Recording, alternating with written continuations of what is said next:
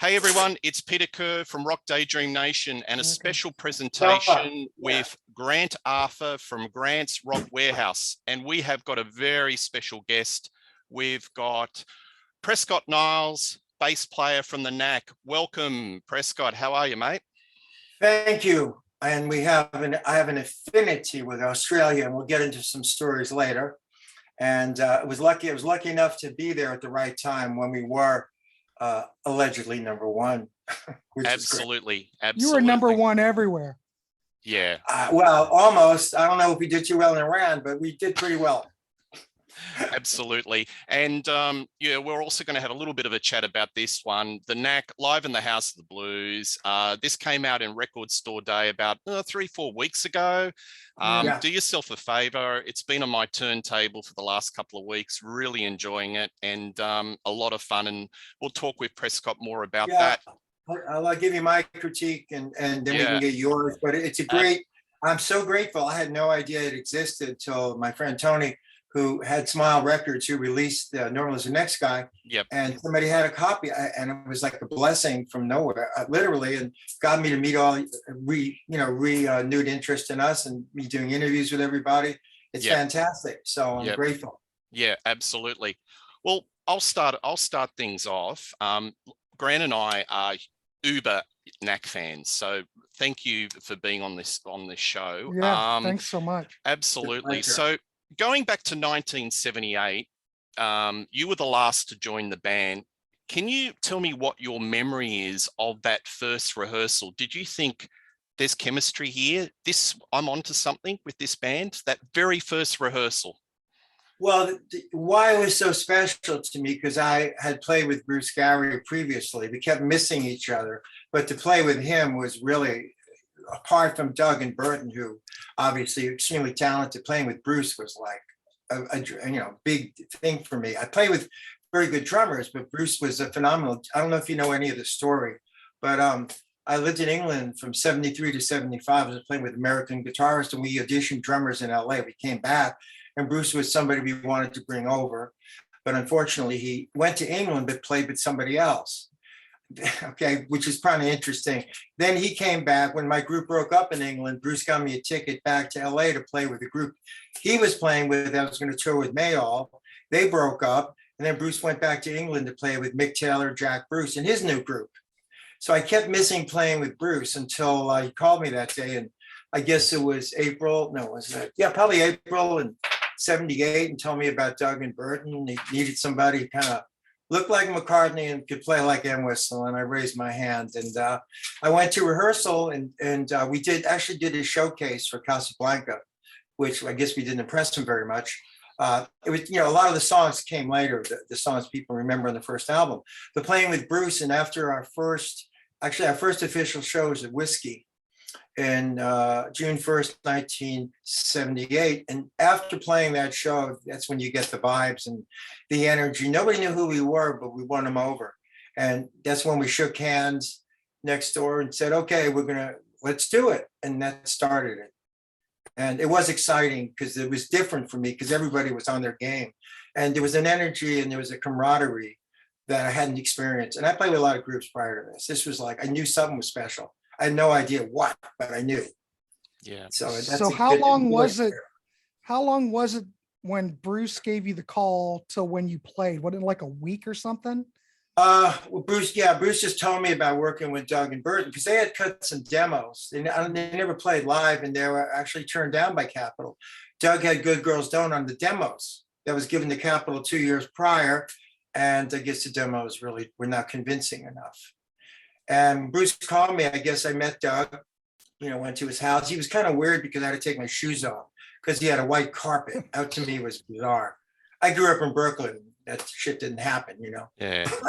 And Doug was from Detroit, but but he was cool. And everybody was pretty intellectually as well as musically on target. But I think it only took a week for me I met them, and then we had a rehearsal set up to do this showcase. And so right away I was on it, and then June 1st wasn't far away. Yeah. And for the Whiskey gig, and there's a black and white of us on YouTube doing this song called Art War, which is came on our third album. It's a real punk thing. Yeah.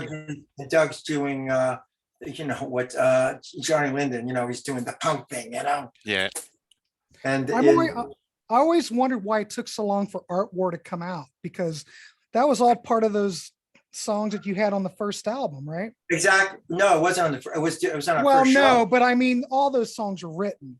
I mean, Art War and Big Cow. Well, actually, if I think about it, it didn't fit the first album.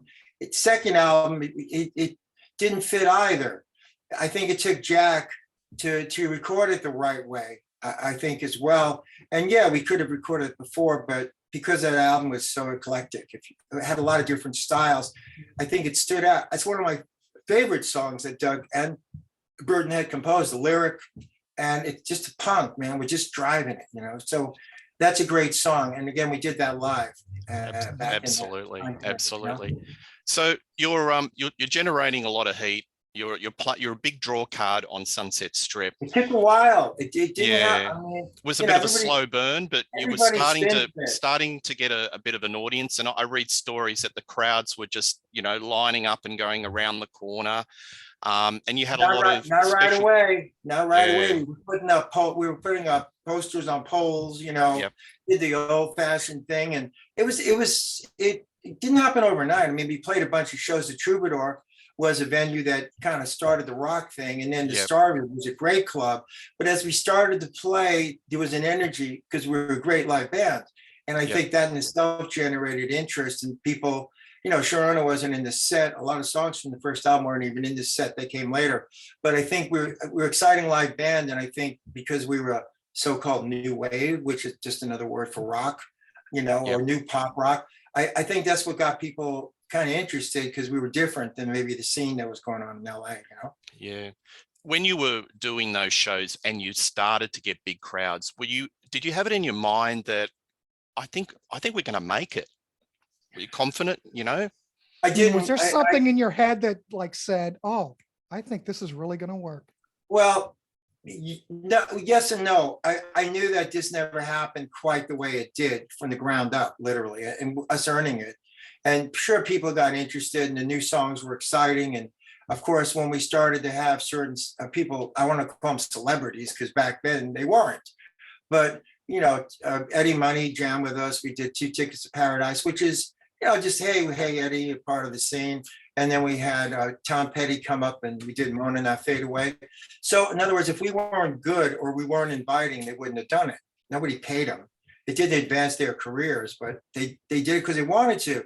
And I think Bruce Gary knew somebody about Bruce Springsteen. Not only did he give us a song to record, but he came up into Troubadour and did those songs with us, Mona Not Fade Away, which was huge. And then Still's down with us, and he wanted to produce us, but he was kind of out of his mind, played behind his head. But I was at his house the day after, and it's Steve Stills, man. It's like, I love, one of my heroes of guitar. And then Ray Manzarek later on, we did a few Doors songs. Yeah, I think that's on this one, the Capitol. Yeah, which is terrific. So anyway, I think that added to our credibility, which I don't think any other band had. Now, I loved it because we're good. People wanted to play with us. But the magic, you asked the question, when did I know we could be something, was Mike Chapman, your Aussie friend. Yeah. When I didn't know his history, even though I lived in England, I knew all the songs that were hits back, 70, all the glam bands, and he wrote everything with Nicky Chin, man. He was a legend, really. Yeah. All that sweet stuff. All that absolutely. Susie Quattro. Yeah. And his work with Blondie, though. Slade too. Oh, I love him. And we were in the studio simultaneously with Blondie, but I didn't know all of that. I just know that Mike apparently was interested, but he had to kind of call Kaplan and go, hey, look, I haven't got a call, but I dig the guys. I want to come down and see him and meet him. And he came down to our show and said, I want to do you guys. I want to record you just as well you played your show. And which was pretty damn good coming from Mike. Then I read about Mike and I was even more impressed. But he told us before we even recorded that Sharona was a hit. Right. I wrote it in my diary. He said it's number one. I go, how do you know? Yeah. Well, that's a segue to one of my questions. When you did the album and My Sharona, did anyone in that band think this is going to be a huge hit? No, Capitol didn't even know. And I'll get into that too. No, again, Mike came to our shows and he said, look, I want to take you guys in the studio and record you from, see, good producers make a decision whether they want to produce or let what happens. And Mike did put his touches on it, the sound he gets, and created the right atmosphere. But Mike was terrific in letting us be us. And what I really grateful about is Mike, we didn't do it in a studio in LA. He liked working in Glendale, which is outside of LA. And that's where Blondie was recording as well, their second album. So that was a cool thing. But Mike just said, look, I just want to get the energy and the excitement you do live. And we go, okay, so we started recording and we do, again, this is my quote, we're not one hit wonders, we're one take wonders. Take, T-A-K. Yeah, I hear you only did maximum of 2 takes per Yeah, take. I think Sharona might have just been the run through, by the way. Wow. But you guys were very well rehearsed. So, Played, how many gigs had you probably played before you went to the? We played a lot of gigs, but Bruce was a session drummer. Burden was fucking brilliant. Doug was a great singer. He knew what he was doing. And, I wasn't bad either. So we took pride in the fact that, we didn't have to do 20 takes. We just went in there and Sharona, like the first day we did like 3 or 4 demo, just basic tracks in one shot. And then Sharona was a run through pretty much. And we said, okay, Mike, can we do it for real? He goes, I got it. Yeah. He was smart because he didn't say anything. He didn't want us to be self-conscious. Yeah, I think it's amazing that you were able to do it 2 takes because I've exchanged messages. Yeah, I've exchanged messages with Burton, and we always one of the questions I asked Burton was that Bruce Gary was a force of nature. How did you keep him under control? Because he had that sort of Keith Moon feel about it, and he said that you guys sometimes had to rein him in and have strict guidelines just to get him in the parameters. Well, and to do 2 takes with him not going wild, that's just phenomenal. Well, he could be Keith Moon. He could try to be Buddy Rich. He can also be Ringo and Charlie Watts. Bruce could be directed, is what I'm saying. When we rehearse, maybe like me, I could do crazy riffs and stuff, but you kind of play to suit the song. And Bruce, because he was, let's say, well, Bruce is not a maniac. I mean, he's not going to go in there and just play and go, screw you. Even the Who, I'm a big Who fan. Listen to Who's Next. That's very structured. All the fills, all the parts. Live, we played it pretty much like the record with some jamming as well. But if the rhythm section was so tight, and again, as an ensemble, we were so tight. But Bruce was not, Bruce may have done over or under. Doug would sometimes go, hey man, fill this, do fill like a number of your name. If you listen to the bridge, it's got all those incredible tom fills in there, and then we might go, okay, let's hold back on the versatile. And Good Girls Don't's a crazy song to play in drums. A lot of people think it's easy. It's not.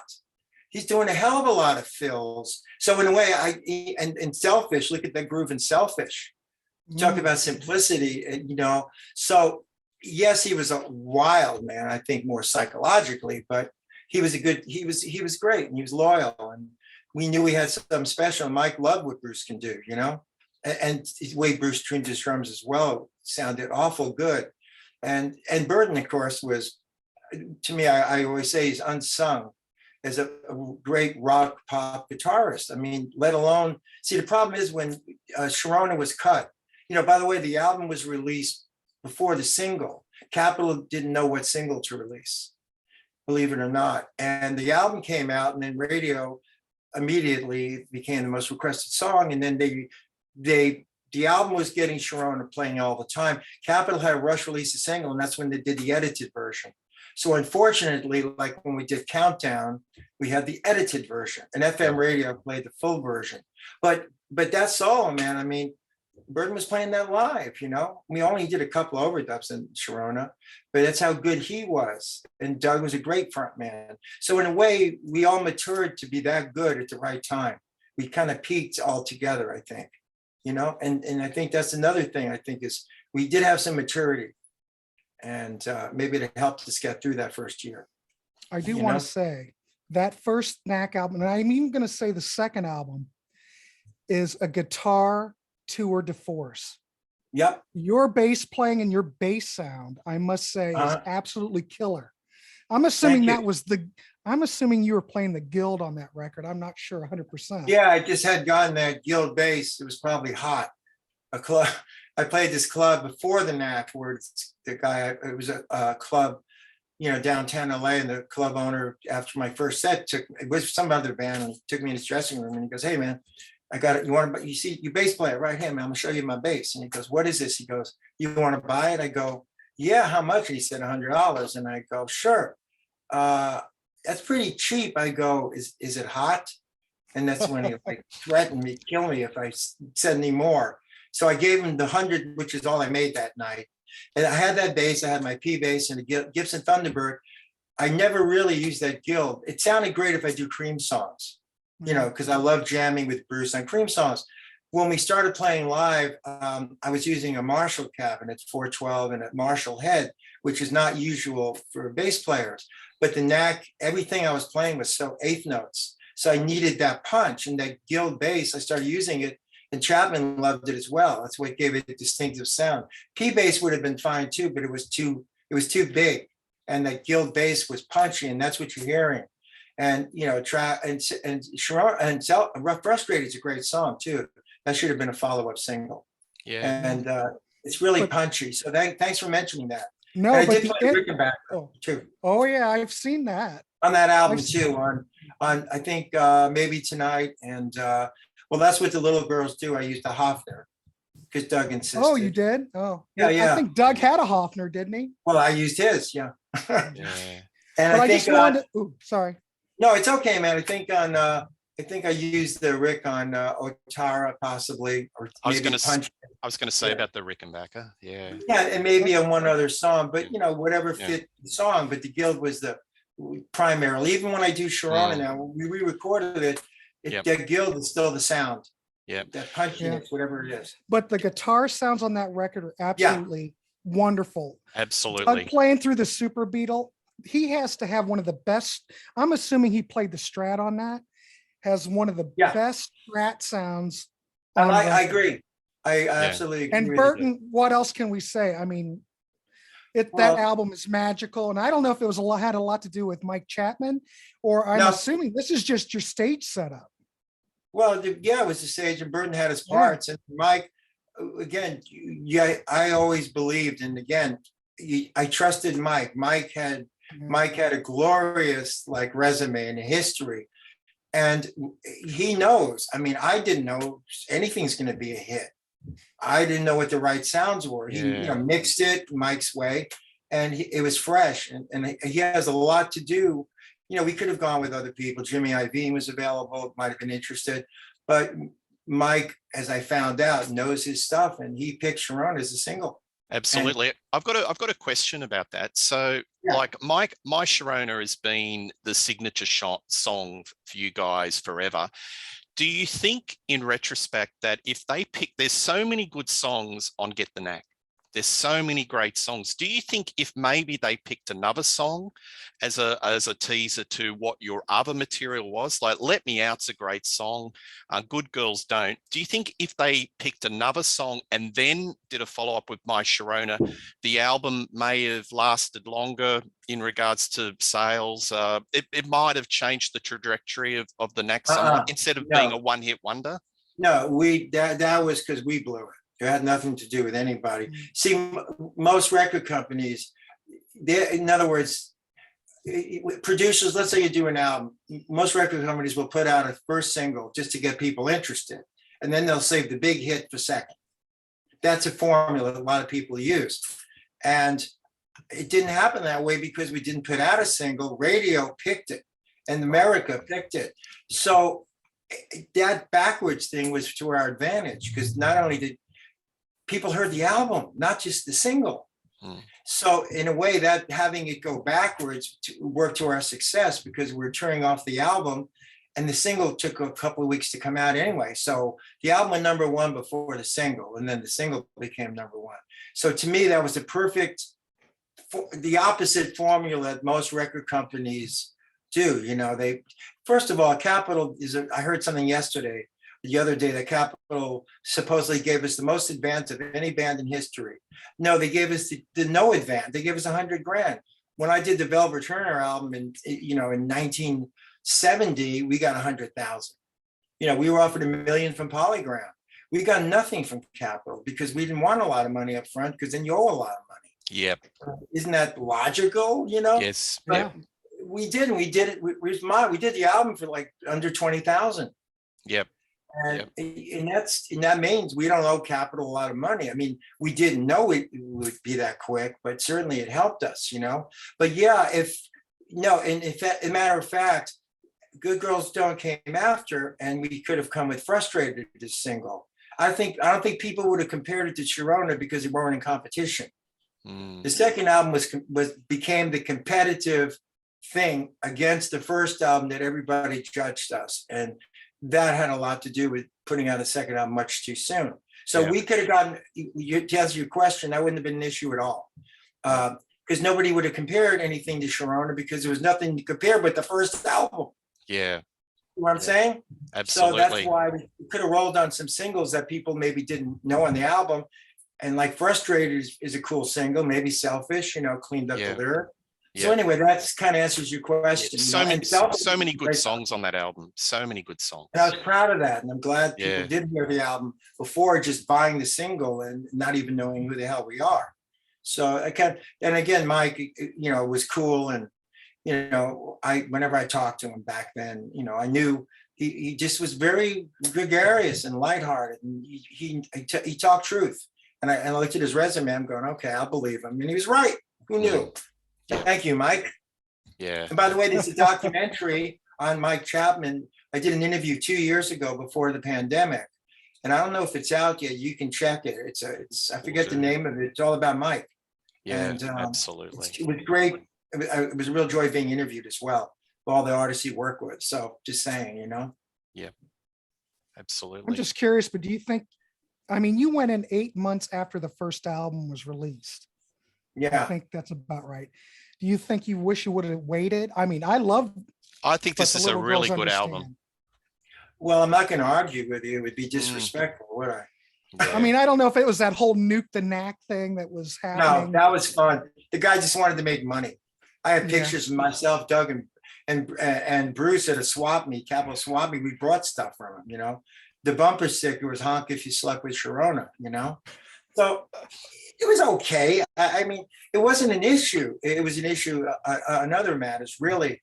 But there was, again, now the fact that we did the album for so cheap, record companies were telling some of their artists to go, hey, the Knack did their album for like 17,000. Why don't you guys do it? So musicians started to hate us. Right. Because why should we're not the Knack? We need to do this. We did interviews, but then we didn't do it. We did no American television. And want to talk about we were a smart band. We should have done more than doing it everywhere in the world. Yeah. And that screwed things up for us because they didn't get to know us. And then the critics kind of pigeonholed us into the Beatles and, My Sharona. And, I wanted to call the band the My Sharona band after a while, really. There was a bit of Knack mania, and I'm just like, this photo here, and your face. I love your expression. Like, what's happening here? I wasn't posed. That's real. What were you thinking? Did you enjoy Knack mania? Because there's some people like George Harrison said a lot. Like sometimes he just didn't enjoy the Beatlemania. Was that like some of you in the Knack? There were moments that you just didn't enjoy the Knack mania, or you did enjoy the Knack mania and you embraced it? George was being sarcastic until a point when you can't leave your room. Yeah, up till then, I think he had a ball. We didn't have mania. I mean, certain parts of the world, no, because we weren't. If you don't do television, if America would have known us. And by the way, I don't know if you know this, we got 2 Grammy nominations, and Best Song and New Artist. So if we went to the Grammy Awards and played Sharona, I think that would have made us more of a staple in everybody's homes in America. And not only that, people would visually see us playing the song, which at that point, nobody saw us playing unless they came to see us. So I know this, I'm adding some negatives, and it's not even a negative, it's observations of why we contributed to the criticism that was part of our making as well, and our managers. Because if we had done that, I mean, obviously, we wouldn't be competing with ourselves. The song in that picture was what most people knew. And Yeah. there's much more than that. That should have been the album cover, by the way. Yeah. Yeah, that would have been great. Yeah. And you know who's on the cover of that album? Sharona. Sharona. Yeah, Yeah. Sharona. Now, Yeah. why is Sharona on the cover? Yep. And Because of I Doug? know, No, of course. It was Doug. I mean, I was dating girls from the Ford modeling agency. I wanted them on the cover too, but it's not about that. But that was Doug's idea, and I guess it symbolized something. But the title itself, and I'm not criticizing Doug, because I mean we're allowed to have different views, but I thought it was stupid because we were not a girls band. We were a guys band as much as we were a girls band. yeah. And we weren't a pop band. You know, we were like a rock pop band, I thought. But anyway, so that to me was not honest in terms of who we were. And Capitol didn't ask us to do a second album because they hadn't put out a third single yet. Oh, So, and we had done a US tour, and I was talking to Burton the other day, and I asked him to refresh my memory, make sure I was right. And basically Doug had been writing, and, you know, they had some songs, and Doug says, let's do another album. And we didn't have to do another album. And, you know, there you go. And Mike was going through some marital problems when we started the second album, and Mike wasn't Mike. And I think he signed off on things he wouldn't have signed off on, frankly, in my opinion. And I met him, I've met him over the years too and talked to him, but, you know, it was like something he should have had it. He couldn't maybe stop it, but I felt that we're going to be compared to the first album, and we damn well better have a single that's as good, if not better than Sharona, because otherwise we're going to be compared to Sharona, right?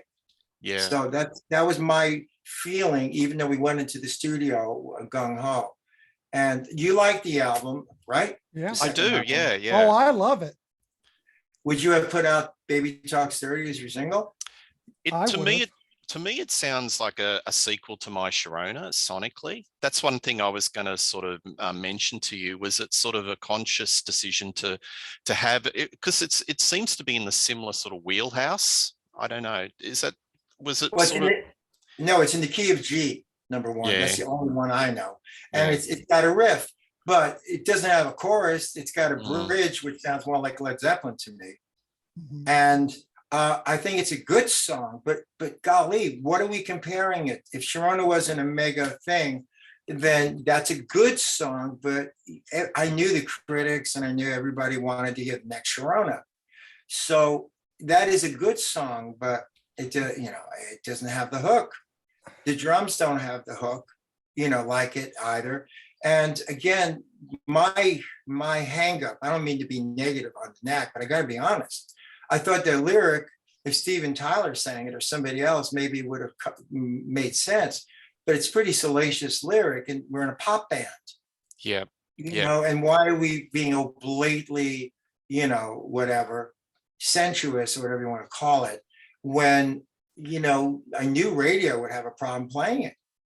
So that's almost like really putting us like a burden on our back we didn't need. It's a good song, and the lyric is clever, but I don't think they played it in England, as far as I remember, because the lyric was a little too, but I'm sure Steven Tyler and Robert Plant sang it, nobody would give a damn, because they were known for being sexual and sensual. Doug's part of a pop band. We're not selling flesh. Yeah. Do you think Doug's lyrics have been misunderstood? Because he copped a bit of flack in the day from, I mean, Doug Burton was a collaborator as well. And a lot of the lyrics, Burton's a great wordsmith, and Doug's great too. And I think the lyrics are very clever on the first album as well. I mean, Sharona was what it was. It didn't cross the line. The second album, apart from Baby Talks Dirty, every song's got a really good lyric. Actually, there's no other dirty lyric, if you want to be honest. If you really think it, Feeling I Get's got a great lyric. Yeah. I Want You's romantic. I love Hold On Tight's a great rockabilly song. End of the Game is like a punk with a slide guitar thing, you know? Yeah. So, I mean, I go through the album and I think all the lyrics were pretty done. Mr. Handyman's kind of a comedic thing, you know, Take My Wife Home, it's a joke.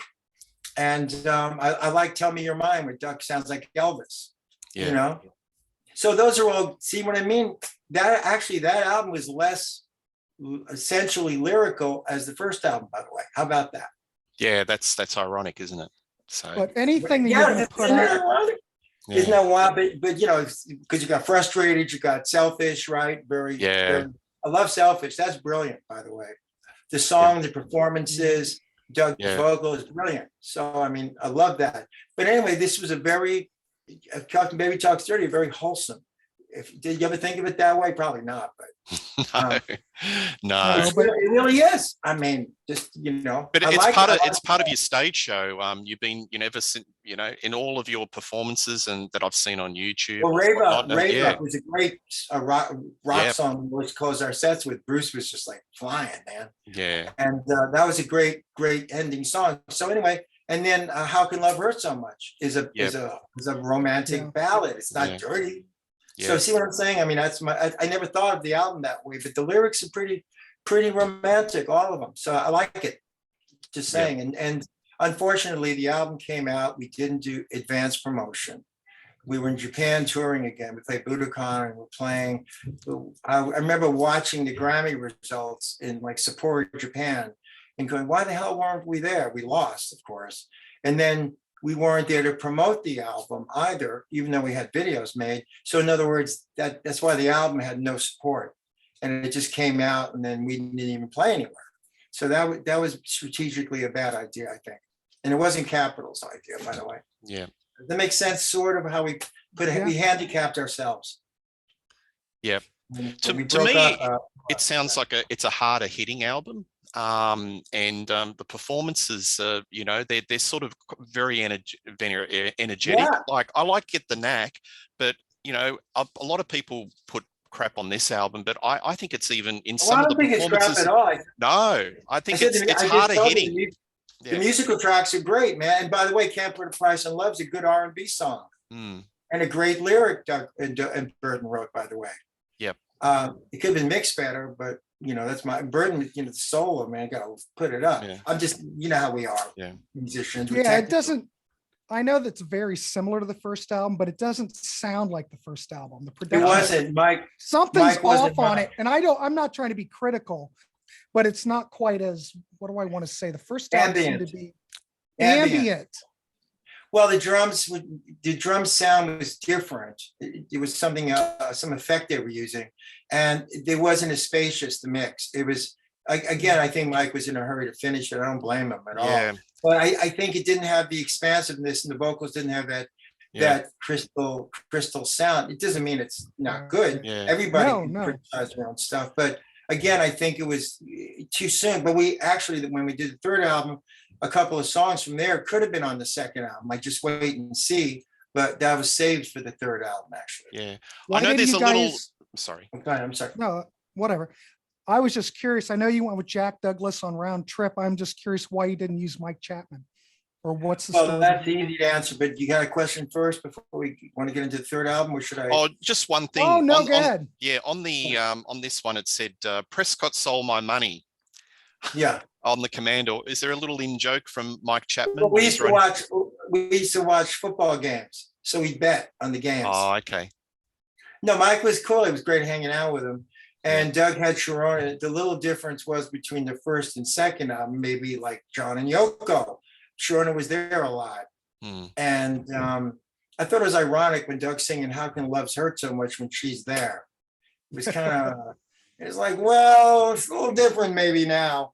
But it was a little different. I felt that, we were still all together, but then again, there was a fifth member for a moment. Not really. She was wonderful.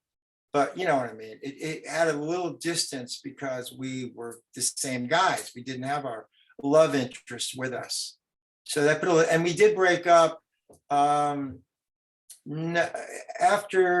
we had other things going on. Bruce quit because there was some issues we had, and Capitol didn't know what to do. And Doug was kind of like feeling his own juices, maybe independence. So there was a bit of hostility, and we basically were going to put our own band together. Me, Bruce Burton, and I was going to put our own band together. And there's a picture of us with, we got a vocalist who's really an actor, Stephen Bauer. You probably know from Scarface. Yes. And a lot of other movies. So somebody introduced us on how it happened, but we started rehearsing, and Steve wasn't a great singer, but he looked great, And we did a few gigs. We did a demo tape, and Virgin was interested, but our manager got arrested, so it didn't help. And all while I was going on, I think this was all before the third album. And and then we were going to have a party to celebrate getting away from Doug. The next week we had a party to celebrate firing our manager, who really fucked us over, sort of, and made a lot of. And then when Lennon passed away, I knew that we had to get back together. Doug, John Lennon was his guy, we all felt terrible. And I told Burton, I'm gonna go talk to Doug. I talked to him, and we all agreed that it's not over yet. You know what I mean? Because, how can this happen anyway? Assassinated John Lennon, it was like, whoa, shock city. And then we thought of producers, and I guess maybe because Jack was brilliant anyway as a producer, Aerosmith and Cheap Trick, But I think because of the Lennon connection, we got in touch with him, and he actually agreed to do it. And that was pretty amazing because he wasn't working with anybody. I think Graham Chapman out of New York or something, but he agreed to do it. So we were all happy and excited, and we had a lot of new material. And as you know, the album had, the styles we played were just who we were. The songs that were written was, Burton and I loved Earth, Wind and Fire. We go to concerts together in Africa. I could play funk. How happy was I to be playing? And Bruce's drumming is like Billy Cobham. And again, that's only that song. Little Cal's brilliant. And I think the playing on that album showed our versatility and our great musicianship. And I'm proud of that. And the songwriting was brilliant too. All the songs worked, and Jack was very supportive and really had no issues about any of it. It's a great album cover too. Yeah. And Randy St. Nicholas was a dear friend of mine. She was an artist, but she shot the first album cover, and she shot that album cover as well. Yeah. And she's gone on to be quite a successful photographer, Randy St. Nicholas. She's done 2 Prince books, by the way, so she's pretty darn good. But anyway, so as we went in there, it was just so wonderful working with Jack, and he got the best performances, and Jack liked us and we liked him. So it was pretty darn, and he still had a lot of issues. He was disappearing to have talks with New York, with Yoko, and a lot of legal things. So he was a bit distracted, but we were quick. And he liked that we didn't do a lot of takes again. The songs were more difficult, but still we nailed them. And I think that's some of the best songwriting. I think Another Lousy Day in Paradise would have been a great single. That's a great lyric, and it's a great band performance. And we had some guest people in the studio, Mark Volman and Harry Kalin, from Flo and Eddie. They did some backing vocals. Bill Hudson, who became a friend of mine later on, did some backing vocals. And I think the arrangements and the sounds were fantastic. And can I say, do I sound enthusiastic talking about it? Oh, absolutely. Yeah, absolutely. And I love Radiating Love as an opening track. I think that should be in a movie. Yeah. And it must be gratifying that this album didn't do so well in the day, but it's getting a bit of a cold audience that say it's sort of like a forgotten great album. I sure hope so. I play it for musicians that I know, and I ask, who is it? They go, I don't know. When I play Africa, for instance, or Little Cows, they go, no, I don't know. They Steely Dan. No. I tell them that, they don't believe it. Yep. Because we played everything ourselves, and the solo in Africa, Burton again, it's like, whoa. Yeah. And I love Just Wait and See, again, was an earlier track we did. And that's a great 12-string solo. And of course, Art Wars on it. And I love Boys Go Crazy, which would have been it's a great follow-up to Good Girls Don't. And I love Soul Kissin'. It's almost like Strange Brew. It's got that swampy vibe to it. And I mean, I like it. I listen to it. I play along with all the Knack stuff, because I got to keep in shape anyway. And and I like, but I think it's wonderful. And Capitol, for some reason, it's not drugs, it's a psychosis probably. They picked a song Burton wrote called "Pay the Devil," which is a country song, as a single. Now, I'm not sure what anybody was on, but if you're putting the Knack's future on the next single, either we have the single or not, and we wait a month and we record another song. Yeah. But to make a country, and Burton even didn't want. Burton wrote that song pretty much, and he didn't even want. He had a meeting with Capitol and said it shouldn't be a single. It's and that Burton's, and then the lyric too is too weird because who's paying the devil? I guess we are, and the critics even commented on it. So, and Capitol, I think they could have picked a better single, and maybe they wanted to get rid of us. I don't know, but that album got a lot of critical reviews, by the way. Yeah, and we did a great tour. There's some live stuff people put up in YouTube of the radio show we did in '81, the best we ever played, by the way. So you can tell I'm really proud of it, and I really expected more than happened to it. I used to brag about working with Jack, and the fact that the drum sounds and the bass and the vocals were so recorded so well. So, you learn, I guess, but I'm still selling it all these years later. It's a great production. And like Peter said, I think after all this time has passed by, I think people are reevaluating this record and are looking at this as probably your crowning achievement. I mean, I liked Zoom a lot, in the first album. Can I ask you about Serious Fun, or should we go on? Should we backtrack? I'd love to talk about Serious Fun if you want. It's up to you. I listened to it today. I play along with it. I play along with everybody. That's how I keep my chops. I play along with Earth, Wind, and Fire. I play along with the Beatles. I play along with the Stones, the Knack, Earth, Wind, and Fire. I mean, that's a great cover, by the way. And I love that song, Serious Fun. So we had been broken up for a while, and Don was a friend of Doug's, and we had been writing new songs, and Don said he wanted to produce us.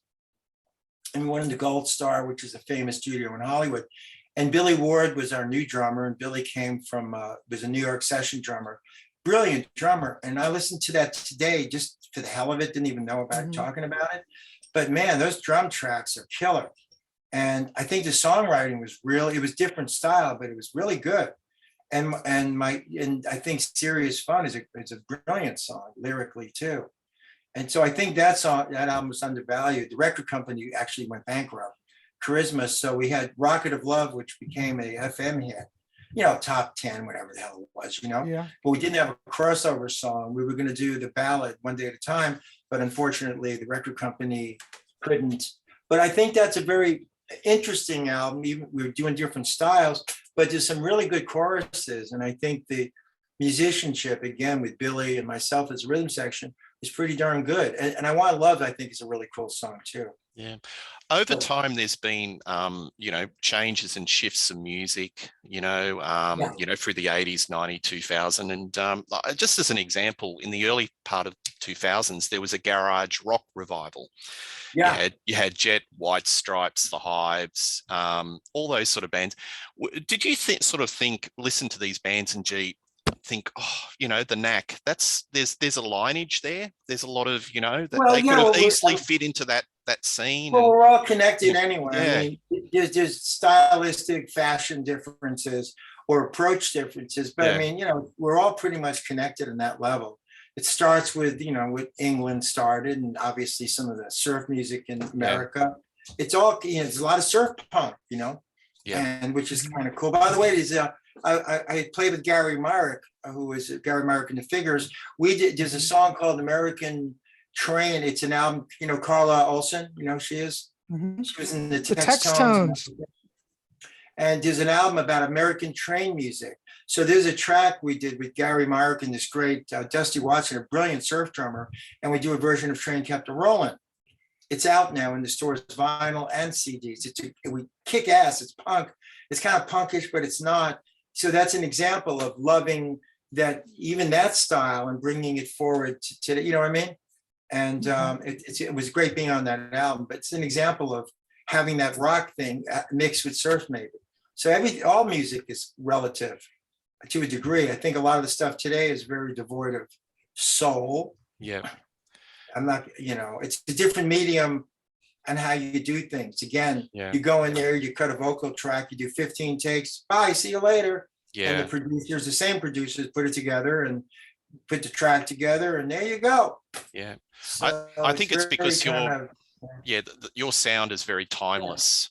It doesn't date. And that's why I think that we're still talking about you now, and you've still got a new generation of fans discovering this music. Well, I'm really happy about that. And I'm happy that the recording quality, and, if we had synths on there or other things, it might have dated it maybe. But I think the production on especially Serious Fun and even on Zoom to a degree, it doesn't sound dated because it doesn't have that whatever the gimmicks were that usually date certain songs, right? If that makes sense. Because I think Serious Fun, you can definitely date it. It does sound like a record maybe time, but maybe Zoom is not dated at all. Thank you. Yeah, it's pretty cool, and that's another new drummer we play with. But it's like Bruce was Bruce. We work with him at different times, and he was unique. And I think the real Knack, the Knack that was started had so much to do with Bruce. Of course, playing with Terry Bozzio on Zoom, and Pat Torpey on the last stuff we did and touring with us. He's brilliant, Mr. Big, and fantastic drummer, Yeah. But everybody plays different. How was it as a bass player to play with Terry Bozzio, which of course we know is a machine? Remarkably easy. Terry, Bruce had quit, and we had one of those classic discussions with him because he asked me to quit to have more power. He was funny. Bruce goes, "You got to quit with me." I go, "I don't want to quit. I got a family. What the hell's wrong with you?" Right? So Bruce didn't want to do it. We gave him one more chance. We had a meeting with him. This is a great classical group story, and we got together with Bruce and we said, Doug goes, "Bruce, if you want to continue, you got to go to therapy." And Bruce, and he really needed to anyway. We all do, always. But Bruce goes, "What? There's nothing wrong with me." And it was like, Bruce Burden is, yeah. And Doug said, "Look, Terry Rose is interested. Bruce, think about it for a few days and let's try to work it out." And Bruce was defiant. And so Terry got involved, and we went in and started cutting songs with Terry. And Terry was, everybody thought Frank Zappa, he's progressive. Mm-hmm. Terry played like on that Mr. Magazine, and some of the tracks are just, he's playing like Ringo. He's just playing time. It's not even filling. So Terry is versatile, and I liked hanging out with him. He's a really cool guy. I mean, who knew I'd be playing with Missing Persons without Terry, which sucks, but I got some of the best of Missing Persons with Dale. But Terry was a lot of fun, and we cut a lot of tracks with him. And I think the album could have been produced better. However, some of this drumming was phenomenal. And we did a short tour because Rhino Records didn't know how to promote a new album, unfortunately. And we didn't finish the tour. And unfortunately, I think we deserve more. Got a lot of good reviews to that album. And we were also writing more together. And I was actually contributing 2 songs. One is on the album, the live album called Harder on You. And that was released as a digital single, which I'm really happy about. Yeah. And can I tell you a little quick story about that one? Sure. I had written that song for that movie, That Thing You Do. And I had Bill Hudson, who was a friend of mine when I was living at the time in Malibu, and Bill did vocals on it. And the demo tape I did, Bruce had played drums and I had Bill to do vocals. And we submitted it for the movie, but it was too late. They already had all the songs. So when we started the third album, we were working together. I said, Burden, I said, "Man, we should do this song, let's figure it out." So he had an idea to change the bridge, make it a little tougher. And Doug loved it. So that song and a song called Tomorrow that ends that album is a riff I had, rockabilly riff, and Burden did a great choral arrangement in the chorus. So there was a real camaraderie between us because we were all sharing in it. And Terry came in later, of course, but Terry was great. and in signature drum parts. Pop is Dead is a real cool song, I thought. Oh, Yeah, And absolutely. Terry's rolls are killer. Yeah. Hey, just one question. Sorry, one more about My Sharona. So that had another sort of Anything you want to talk about, I'm an expert. he might know something about it. Reality Bites versus Pulp Fiction. Do you think the right choice? I personally think Reality Bites was probably the best choice, because you had Quentin and Reality Bites it was the choice for that song, wasn't it? It's funny because I've mentioned it at different times, but in an interview I did a few weeks ago, I mentioned that. So it comes up and I go, you people, like, you don't understand. Back that time, Tarantino was on the fringe. Nobody knew he was going to have a cult movie that's going to go on forever. But who the hell would want Sharona to be thought of with people getting butt fucked, excuse the expression, with Confederate flags in this climate? It really do well.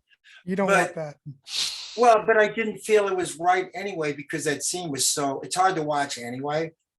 And you certainly don't want to hear My Sharona. I think he was doing it as a joke to make fun of us, frankly. But when Ben Stiller called us, and I mean, that got us a tour, and Sharona charted again, by the way. So I like the movie, and I love seeing all those, Winona Ryder and her friends dancing to it. It's a great scene, isn't it? It's a great scene in the movie. I loved it. It's a lot of joy and exuberance. And that's what the song's about. So yes. It wasn't a hard choice, really. Yeah, I personally think you made the damn right choice. Yeah, you made the right choice. I can't even watch that scene today, let alone having the song in the movie, just saying, but that was cool, because we, again, got a really good tour out of it. And it was nice to see people. And by the way, they did a remix of it too. You probably don't know any of this. And I did get a platinum CD and a platinum cassette, which is the only one I ever got for that movie, because the Sharona was used. But that mix, they did it differently. And what they did was back then you can use like a graph, and you could use a thing to like adjust levels. So he adjusted the guitar sounds great, everything's the same, but he did something funny with the drums. He boosted the kick and focused it at frequency or something. So when you hear it, you hear the kick drum much louder, and there's a different pattern he's playing. Because there's what a ghost kick is, a ghosting. In other words, it's like you hear it, but you don't hear it. Drummers do that maybe. It might be a double, but you only hear the single. So when you mix up the ghost thing, it sounds like it's a double. If you listen to it on YouTube, when you go to that, it's a different mix. And I hear that more on the radio today than I do the original. I know nobody ever thinks of these things, but just letting you know. Do you have a preference on which mix? Yeah, because I like this one. The guitars crank more, but I still like the ambience in the original. Yeah, Mike really nailed it. Got the sound. The drums are more organic, and it doesn't push frequencies that weren't there. Yeah. But I just wish they played the whole solo. I hear it a lot on the radio. Oh, absolutely. Like in Australia, we didn't know about, I was only 8, 9, my pocket money was going to the record store and buying that single. Yeah. And that was the template for the Knack and My Sharona. But when I actually heard the whole song with that beautiful solo, wow, it's just one of the greatest guitar solos. Well, it is of all time. It's up there. It's just magnificent. I must say, in Central Ohio, though, they do play the entire track. Well, I'm sure in LA, I don't hear FM radio I'm sure in Sirius you can hear it. I just drive and I listen to FM radio, and I'm sure in other parts of this big America and the world, I'm sure they play it all, but I don't hear it nearly as much as I used to, because FM has become program hell. Everything's tight now. They have commercials, so they can't allow a song the full length of a song. And but hearing it, like I heard at the supermarket the other day, like Ralph's or Trader Joe's, I hear it, or Walmart, who the hell knows? And when I'm in line, the other day I was in grocery store, and I'm in a bad mood. I want to get the hell out of there. What am I here for? And too many masks, and I'm hearing the song. I'm going, this is surrealistic. I'm still hearing Sharona. The pandemic, I mean, Ralph's, and I'm going, what are you bitching about, Prescott? Yeah. It got my attention. Go, thank God we're part of the culture, and that song still excites people. And I've jammed on that song with a lot of musicians, and YouTube, this thing's doing with my kids. Yeah. The Nelsons and one, I don't know if you ever seen that one on YouTube, but the Nelson kids singing it with us, with, you know, my kid, Noah, Gabe, Liv, and Gabe's killing it on drums, and Liv's nailing the solo, and the Nelson. So it's like, I was a big Rick Nelson fan growing up. So Yep. you can imagine me going, okay, Rick Nelson was my guy, then his kids, and then my kids. And it was like, wow, how cool is that? Yep. Yep. And I'm the only one in the band that had children, by the way. Absolutely. Oh, And really? I was Is that really right? blessed. And besides them being talented, I didn't manage them. I didn't have a whip over them, you know, demanding perfection. What I did was jam with them. I mean, I taught them things, but we jammed a lot. And Gabe is a drummer. I mean, we played in his kindergarten class, you know. We did Kashmir when he was 5, okay? I said, Gabe, keep time, just do this. You're bringing him up well. Bringing him up well. And You did a good job. Yeah, as he got older, you know, I mean, he got older and he started, you know, we jammed. Jamming is so important. I mean, I play classical, I love it, you know, but, you know, jamming, you know, it wasn't just you guys play this and you play it this way. No, because if they're good, they'll come up with stuff anyway.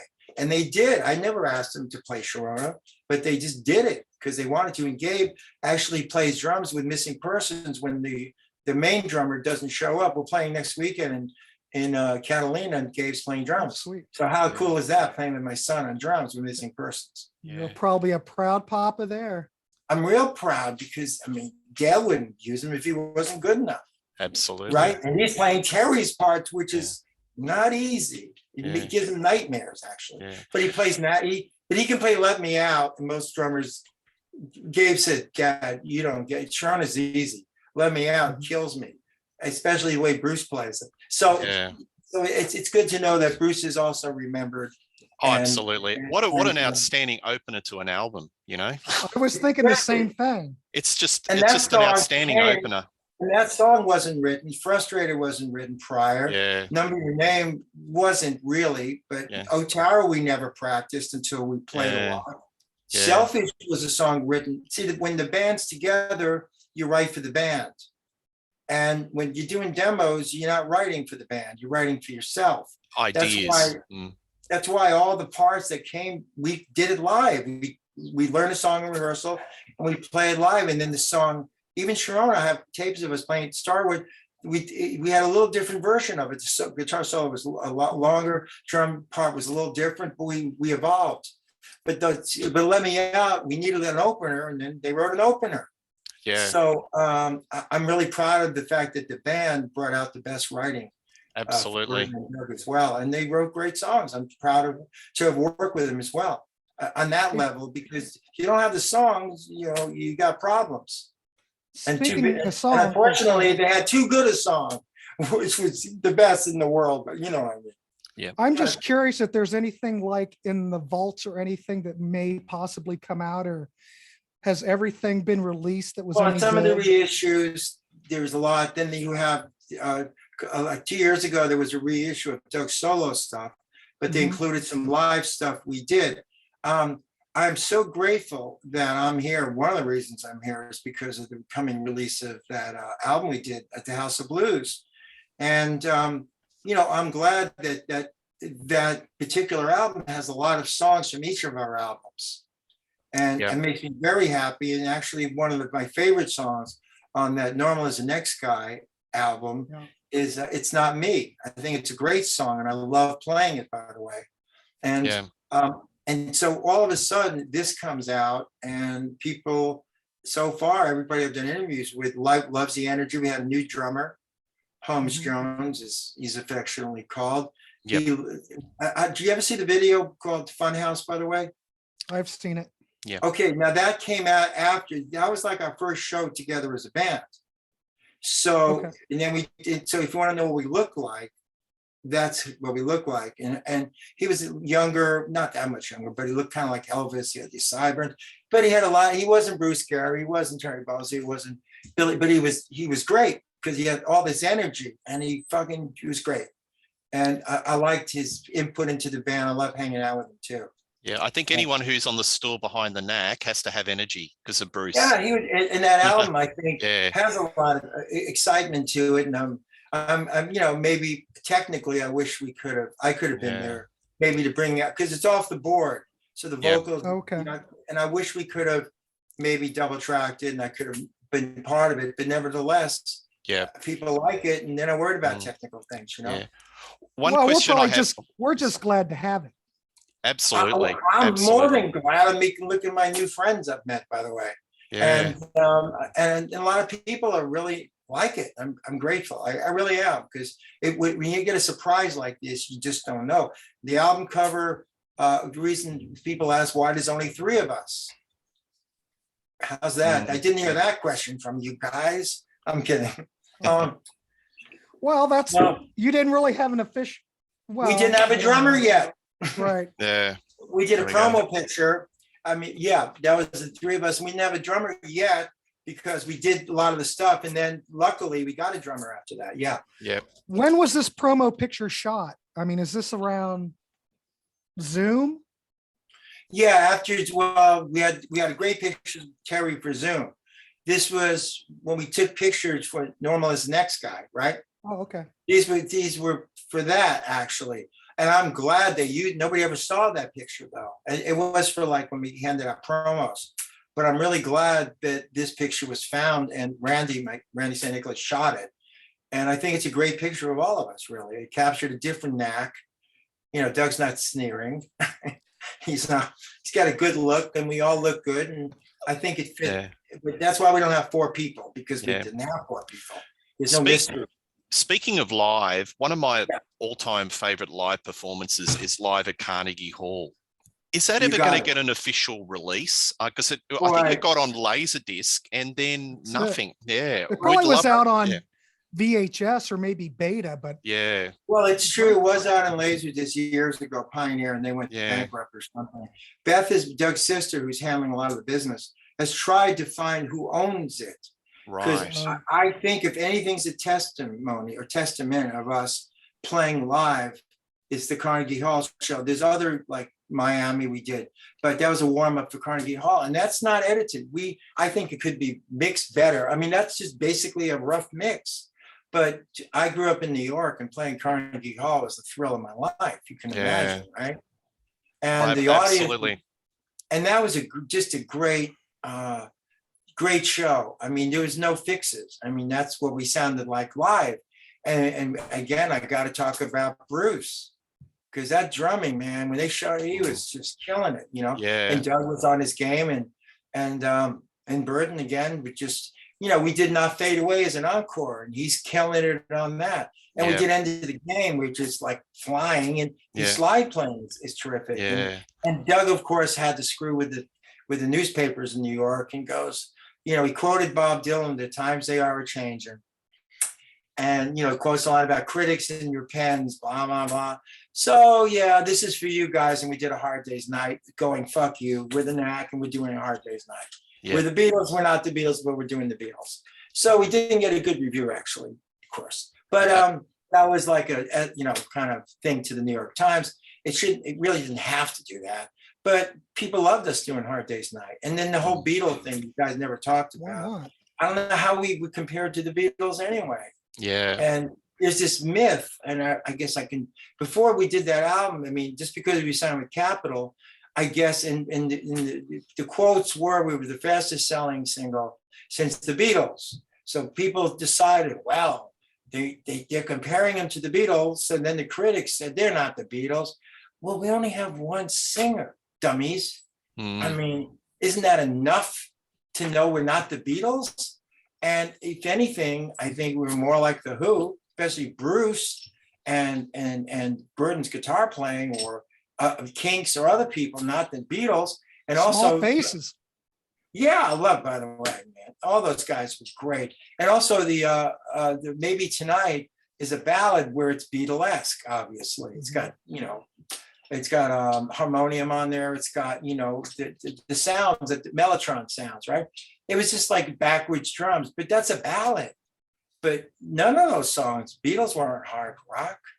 So anyway, we got the stigma, by the way. And I still to this day never, it's a way to cheapen us because, and Robert Hilburn did a thing in LA Times where he had a picture of the Beatles and then they had us like this, Beatles here and us.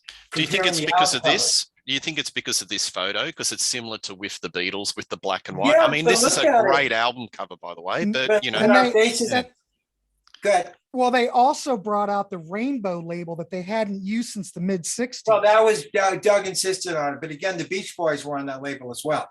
Right. But I know there was just a lot of similarities. But that was it. But that picture, by the way, Randy shot it. It was her first photo session. She never saw Meet the Beatles. She didn't do shading. This was Bruce being Bruce, Doug being the sneer. Yeah. I was just like, And Burton, that picture wasn't like, we just did a photo session and that picture was picked. It's iconic, Prescott. It's an iconic photo. Yeah, but it became like the only picture a lot of people saw at the time. Good Girls Don't had a great photo for the sleeve, by the way. And, that's kind of cool. Myself, I think people should look at that. But it's great. It captured a vibe. That vibe was, that was our personalities. And the Beatles had a great fit, but they also shaded the faces. So even, and again, I'm not here to defend it, but it's almost like by making us compare to the Beatles, what you're doing is you're putting a hell of a handicap on us. Yeah. Well, that was, I think a lot of the media were pushing that. And even as a young boy, loving music, 8, 9, what I was being fed in Australia is, comparisons to the Beatles through the media. It was just ridiculous, It's crazy, You would have thought Capitol would have learned their lesson with Klaatu. I'm just saying. Well, but the Capitol had nothing to do with the album cover. Mike Chapman mixed it. Mike Chapman told them what he thought. So there was no, I heard a story that Capitol invested all this money and made us into this band and then hyped us as this band, right? But the thing is, it's absurd because again, we got no money. Mike Chapman was the one really that made it our sound. He wasn't copying George Martin. And they didn't even have time to advertise because the album took off so quick. So all these things doesn't matter in today's, I'm not being defensive, but it was just circumstance. It wasn't like all prefabricated is all I'm saying. And I would never want to be compared to the Beatles anyway, or anybody. The Absolutely. Because they were my favorite live band. I saw them many times. And, damn, you talk about the Who, it's like, and the Stones, of course, and all those groups, With the Beatles comparison, you, just a little segue, you did some work with George Harrison. Did George ever sort of talk about, what you guys went through and the Beatles comparison? Did he ever mention that in conversations? No, when I lived in England, I was lucky enough, I made some friends and one of my friends I met was Mick Taylor's wife.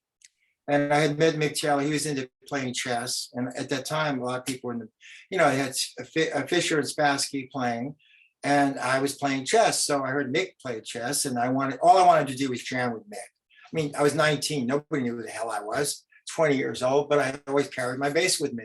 So I did meet a lot of celebrities because I met Mick. Actually, my manager was Stuart Granger's son, the famous actor, and his girlfriend ran a modeling agency. Praise the Lord for that. So I used to have a calendar on my wall. Can I meet March, please?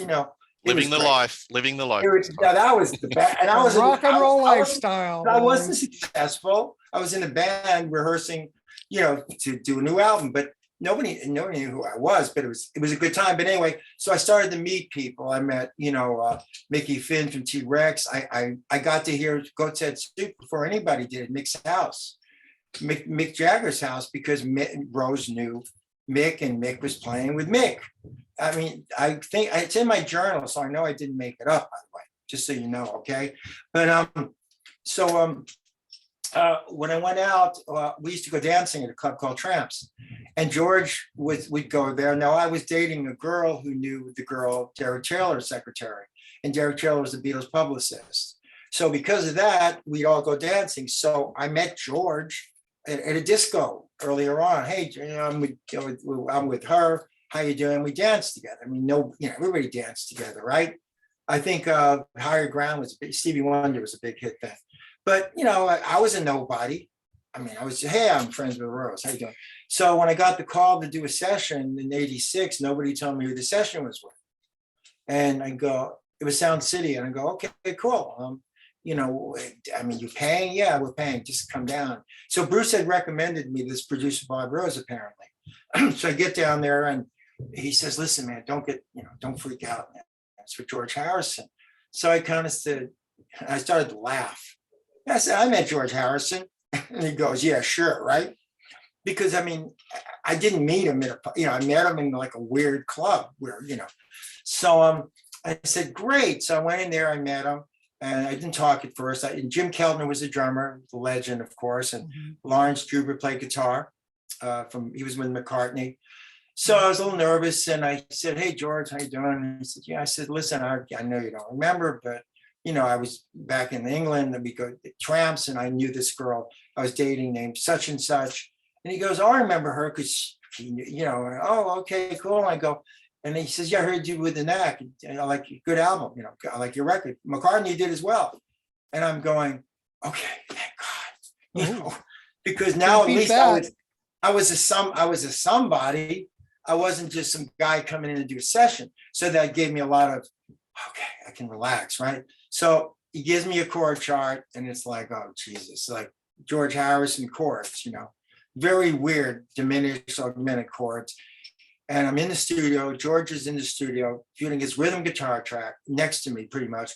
Keltner and Lawrence are in the other room. So I'm playing, going, oh, shit, I'm playing with Keltner. So I can rush.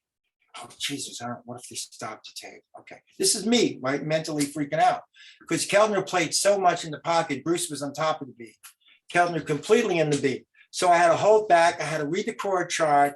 I had to try to invent things. And also, I was definitely afraid they'd stop rolling the tape because I screwed up. You know what I mean? I've done sessions before. The last thing you want to do is stop the tape because you made a mistake. And I didn't, and I felt like I probably had 2 strikes and I was gone. I mean, honestly, you think I had an ego because of Knack? No, I'm playing with all these great people.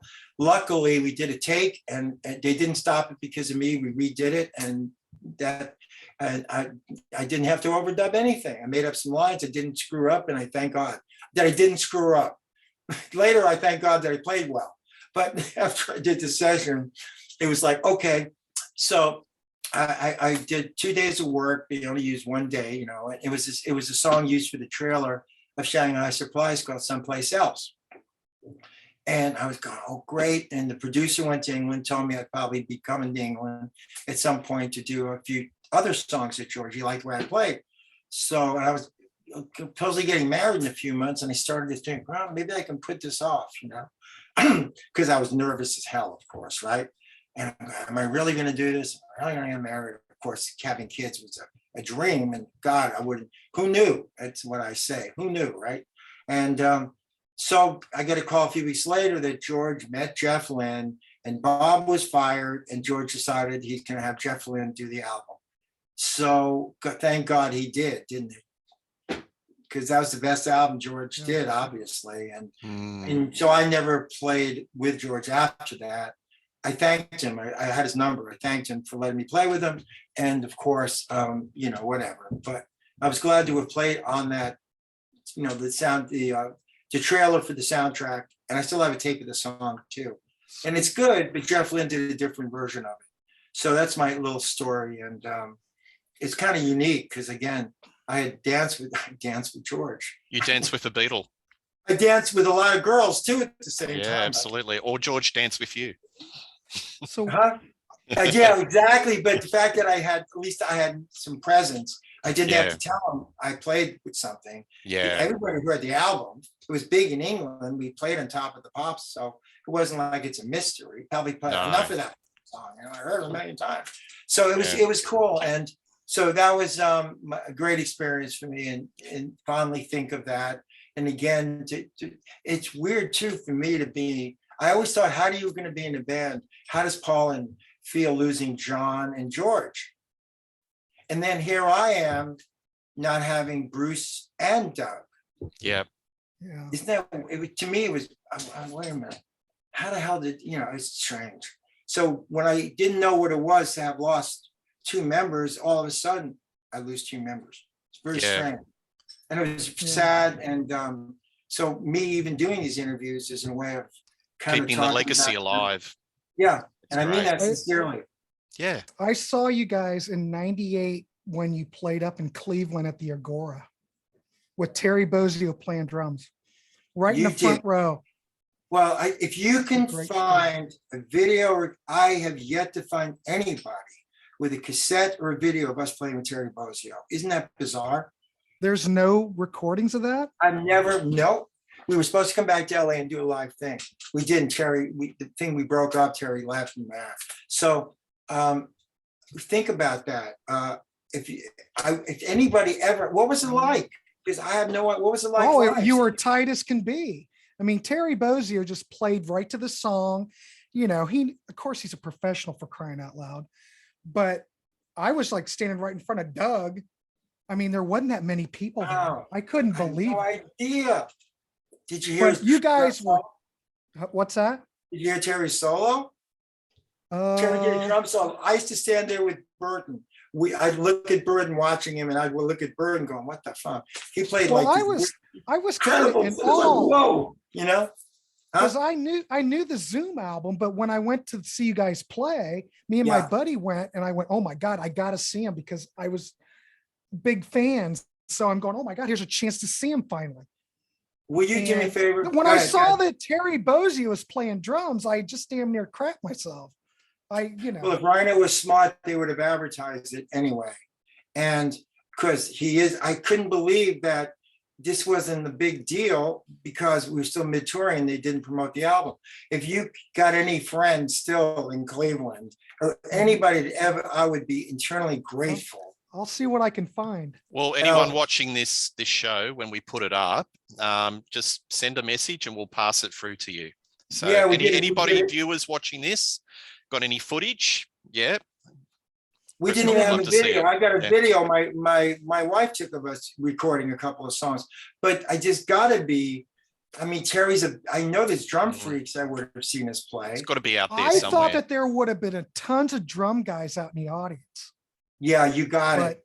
So if we can do that, I would be very grateful. I would give somebody a finder's fee, whatever Yeah. that is. I don't We'll put care. out the We'll feelers. put the word out. We'll put the word out. And International. then, now, isn't it weird too? Because I'm playing with Missing. We just played a great show the other day, by the way, Cruel World, with all, Morrissey played, Bauhaus played, Blondie played, Berlin, all these great groups.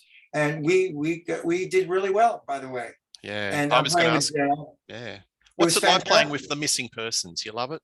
Well, it's pretty much just Dale. I mean, we've had different players, but I love the music, and I add my own touch to it. So it's not, I'm not playing synth parts. I am, but I'm playing my own parts too. Mhm. So I love the music, and to me, it's not dated. And she does a really good job, and I like the song. So, I dig it, and we're getting good shows now too, which I really think is fantastic.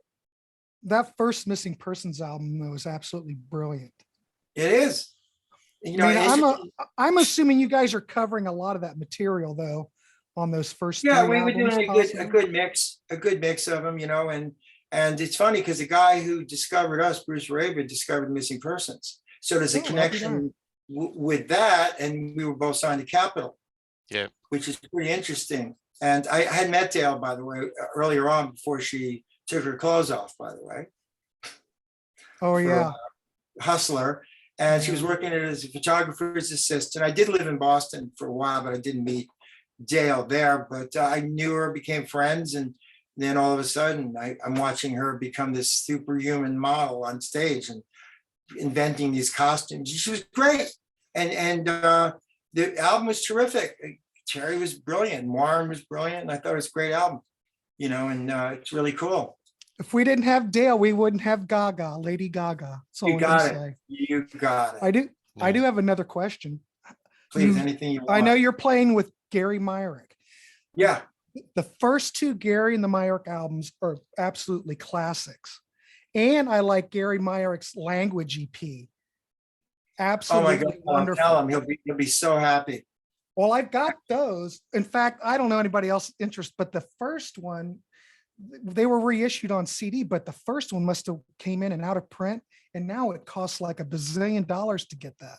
Yeah, But you because can find it on vinyl and stuff. But how did you go about start playing with Gary? well, I knew Gary sort of, and we met each other, and well, actually, what happened was they did a showing of Valley Girl at Tarantino's movie theater in L.A. And Josie Cotton was going to come because I had worked with her in the movie, and I guess I talked to Gary about it. So Gary was going to be there because that song "She Talks in Stereos" in the movie. We'll show Josie while we're at it. Well, that's a great picture, man. I'm telling you. And she's cool. She's out other albums, and things happen, but I again, it's a great album. I wish more people heard that. It's really good. So Gary was there, and we hit it off. Obviously, I've seen him play, seen us play, and we said we started jamming together, and then we got that session I told you about earlier. That you really should hear that song because Gary's killing it on vocals and guitar. And so we did it. We did a show in the Viper Room about 4 months ago. The COVID thing screwed everything up, as you can well imagine. So Gary didn't play very much. So we're going to see what's going on.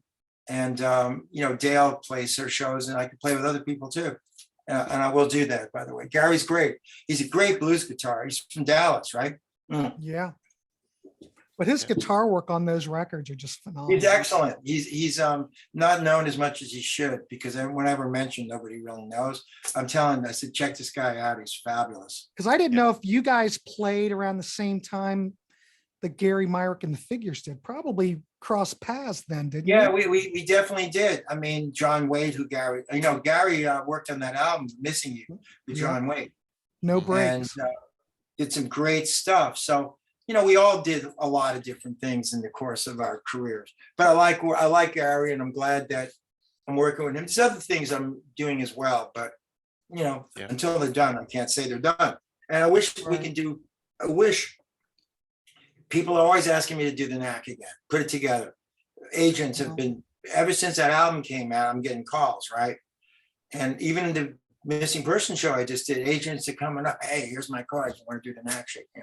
I said, yeah, well, I really wish I could. And I wish Burden would want to. He's gotten very complacent. And you could be like the Smithereens. The Smithereens have like different guest vocalists, Marshall Crenshaw. I was thinking of doing that. Actually, Dave Grohl's a huge Knack fan, and I've met him a number of times. And I thought it might be cool. Of course, now forget it. I mean, what a tragedy to have gone through. Yeah.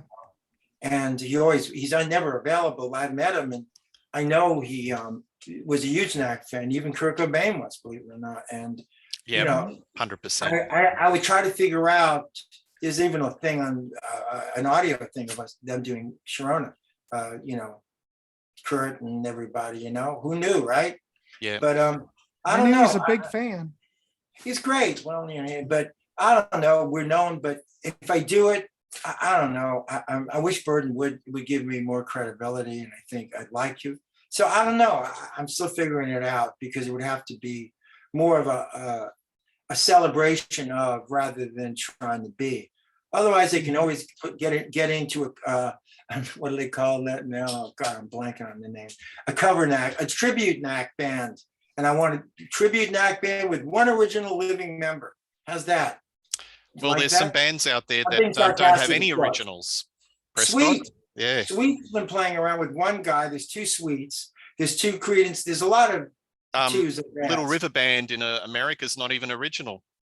Exactly. Yeah. So you know what I mean. I could do it, but I don't know. I'm just. Yeah. It would be great to see. We have albums. We have songs to do. I don't have to invent songs. We got them, and when there's, I'm seriously considering. I just got to feel when it's right. Okay. Yeah. And maybe I'm closer now, but I wish Burton would want to do it, and that to me would be a big part. Only for him, celebrate him, not for me. Yeah. Ultimately, right? So keep your fingers crossed on that one. Absolutely. You were in a bit of a like in the late 70s and 80s, there were a lot of those what they call power pop bands like Plimsolls and The Beat. Did you sort of have an affinity, feel that you were part of a scene, or you were just doing, singular, independent, your own sort of thing? Well, there was no scene yet. I mean, we were just playing, like Plimsolls might have come out. There were a lot of bands playing. I mean, I was in a group when the Knack broke up. I worked on the group called Population 5, and we should have been signed. Matt Sorum was a drummer who ended up in Guns N' Roses, and Danny Stagg and Johnny B. Frank ended up in Kingdom Come as of the last few years. So I've had a lot of chances, so to speak. And Josie Cotton, I thought was going to be big. We did a lot of television as well. So, but nobody really, I think we were too busy working to even hang with anybody. I mean, that was pretty much it. We really wanted to work because we wanted, there was no other way to sell us. Right in that day, there was no social media. So we had to go to Frisco. We had to go anywhere we could to play and open for people, and we did. And we actually, one of the great shows, we opened for the Police up in San Francisco before our album was out, and, they were more punk back then, but I love, obviously, right? What a great band. Yeah. And Bruce hated Stuart Copeland because he was really good. Oh, I think Bruce would have given him a run for his money. It was wonderful competition. Yeah. Meaning, and they got more successful, but it was funny because Bruce, loved Stuart, of course, but it's like, because he was, he was getting all the stuff. But Stuart's, but again, what a great career they've had, songwriting and vocals, and they had good luck and great management. Yeah. And a career planner maybe, but that's life is. You can't figure it out sometimes. Yeah. But that's the way it is with every group. Look at all the groups that I've known, you've known, they've got older, they've changed. People have passed on, groups have reformed, unreformed. It's really strange, And I just want to do it good, whatever I do, kind of, Yeah. I mean, that's the key. Do you still write a lot? Do you write a lot? Yeah, I'm writing more, and I've written, people have asked me if I have a book. Well, I certainly have a book and a half, but I just don't know how I want to tell it because I've got a lot of journals about my life. My life wasn't a picnic. Nobody's is. You got to have the ups and downs. So I'd like to share it. And I also had a gift for writing poetry. And, I'm a poet, but you don't know it kind of thing. And I've got people that wanting to publish my work because I'm more than just a bass player, I guess, apparently. So, and that's really who I am. And talking to you guys, more of who I am than just the guy, Absolutely. So hopefully I'll have some stuff out. I've got a lot of songs that I've got to decide how to put together and do them.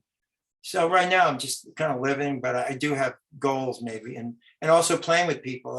I love playing live. I mean, after this pandemic and not being able to play, and then playing the masked faces, you can't see if they hate you or not. It takes a lot of courage to have done it, and belief that this was not going to go on forever. It's been in Australia. I mean, God, you guys went through serious lockdowns. And yeah, we did, but we're out on the other side, and it feels like it's getting back to reality. We're just it's back to where it was before. Hoping, well, there are warnings in America. The new variant of the variant of the variant of the variant. I'm going to put a group together called the Variants. By the way, that's a good name. There you go. That's a good idea. It'll be a punk band. Yeah. And just saying, we'll get you. That's the Well, you did do a little thing with Burton last year or the year wasn't that before great? about the corona. Well, he called me one day, and I already had seen so many crappy videos. I'm going, no. Why not? No, not this thing. Please, God. Actually, I don't know if you know this. 5 years earlier, on Alex Jones, that weirdo guy, there was a version called My Ebola. And guys in hazmat suits did that. And when I heard about this corona, I said, oh, geez, now it's another pandemic that they're miming. I mean, it's flattery that they covered, there's all these versions of Sharona. 9 coronas, obviously, my Bologna, and everybody did all these weird things. But now it's a disease, right? So Burton, we had this idea, and Burton says, and it was pretty goofy, but I liked it. And Burton's playing the guitar solo. His dogs are there right now. I'm in my home, and I flew myself in. And by Corona, first of all, that got more press internationally than we've gotten in 100 years. I couldn't believe it. All the news feeds had it. And I'm going, this is a joke. Well, okay, Corona was not over. Okay, now somebody did a version of called My Flurona. I almost died when they said, "Oh, great, let's have another invention here." But Yeah. what are you going to do? And I've seen a lot of versions of Sharona by all kind of people through the years. And I look on YouTube, and some I laugh, some I cry, and some you go, "That's pretty good." But so it's nice to be part of that thing. But yeah, that was a real funny thing we did. And it was supposed to be comical, but nobody knew the virus was going to keep going. God knows. Do you have any idea how many copies My Sharona has actually sold? Do you have somebody give you a figure of this is the actual figure of how much this song has sold, or more than has been reported, because I knew we sold a lot in Europe. I mean, they give quotes, but over the years, I'm sure we've sold millions more, but nobody's counting. Yep. Maybe I don't know. I'm sure there's receipts. I don't know, but I know that. It's funny because these people tell me, like in Canada, we had a lot of, even for the second album, we had gold records. And, Israel, it was a big hit. And believe it or not, the Philippines, my mom, when she was in a nursing home, had some Philippine nurses. And it was funny when the song came up, because I played it, my mom was there and we heard it was a show we were on, a TV show. And she says, "My God, that song is like the national anthem in the Philippines. All these kids have grown up listening to their parents play it." And I do have a gold single from the Philippines. So I have no idea how, who heard this song and where, but I think it's a lot more than I imagined. Yeah. And, when they play it at a football game or a baseball game, it's like, it's hard to believe sometimes, really. So the song maybe became this thing, but maybe it was supposed to become this thing. I mean, like destiny. I wish we had another hit. I mean, but we could have, but it was, again, maybe just mismanagement. Let's blame that, okay? Yeah. But we played for 30 years together, so we didn't hate each other that much. Yeah. Somebody asked me that. What family doesn't have issues? What band? The Bee Gees strangled each other too. Look at Oasis. Gee, they almost killed each other, It doesn't mean it's a recipe for success, but we went through ups and downs. We grew up as people, and Doug entered AA and became a wonderful sponsor for so many people that are having issues. So you just don't know where things are going to go, And so it ended up where it ended up. And I'm sorry that Doug, maybe cigarette smoking was a problem, and he did get cancer. And Bruce, I don't think wanted to take chemo. I was close to him, but he tried other things. And it's, I never would have thought any of that would have happened. So I'm glad that, I'm telling the story pretty much. Yeah. Is it up or not? Well, didn't you guys pretty much break up after Round Trip because we broke up a number of times? Bruce and Doug? Well, there was a bit of a conflict. No, yeah, they did. Of course we did. Doug was, control freak, and it's okay to a degree, but sometimes you can't just think you're right all the time. And he wasn't. And he grew, he matured. And that album, Jack Douglas had a big play in that album. Doug did not tell Jack what to do. And who would? Jack did. Jack's great. And I've talked to him since. So, and he did a great article at the time we did the album. He said he loved working with us. It was easy. He enjoyed it. We're a great band. And that's a great compliment. But, you just go through phases and everything. And I don't know. You can't rewrite history. So no. I know things were wrong. In retrospect, I look at my journals and I go, damn, Yeah. But if we didn't get Mike Chapman, maybe things would have gone different, right? Yeah. So Mike was when you asked me in the beginning, he was a major, I think, for influence for us, because I believed him. He gave me confidence, and he was right, and he knew how to record us properly for what we were. And I wouldn't have known what to do. And a lot of other producers would have done it differently, by the way. Well, listening to those records, I wouldn't change a thing. I think they're just perfect power pop rock, whatever. They're just brilliant. And when we started to, before we recorded, you dropped a little bit of a little snippet of a Woodstock story. So do you want to share that with us if you've still got time? I'd like to hear that. Well, one thing, I don't know if you read my bio, the story of Velvet Turner. You read that, right? Yes? Yeah. I saw mention of it. Yeah. Well, Velvet, when I was hanging out in the Village in New York, I'm from Brooklyn, and Velvet came to audition as the lead singer for a blues band that was in. And Velvet was like a 6'3" version of Jimi Hendrix. He looked like him. Not exactly, but he had the fro and he had a lot of clothing and he sang. And after we jammed, I said something to him like, where'd you get your clothes? And he says, oh, Jimmy gave them to me. I'm going, Jimmy who? He goes, Jimi Hendrix. This is 68, right? And I looked at him like, who the hell are you? You don't know Jimi Hendrix. Nobody, Jimmy was a god, right? Yeah. So anyway, and I had seen Jimmy at 68 at Fillmore and I already saw him play live. So I knew like, Fillmore East was the greatest place in the world. That was my education, the Fillmore, because I saw every band. It was cheap, and Bill Graham had the best shows, blues. I saw Led Zeppelin's first tour, Jeff Beck. Everybody played at Fillmore. The Who, I've seen multiple times. Jimi Hendrix, Cream. I mean, man, look at all those bands that are just like influenced my life. And my bass playing too, of course. So, thank God for Bill Graham, because he made it all possible. But anyway, so Velvet, I kept in touch with Velvet and he told me he's got tickets to see Jimmy play Philharmonic Hall in New York at Thanksgiving. And he said afterwards, it's a birthday party for him uptown. So I go, sure, I'll go. So we went to the concert. Next thing you know, we're at the birthday party and I'm freaking out going, what the hell's going on here, right? How'd I get here? So Velvet did know Jimmy. I met Jimmy a couple of times. I didn't say much. How could you, right? Hey, nice to meet you.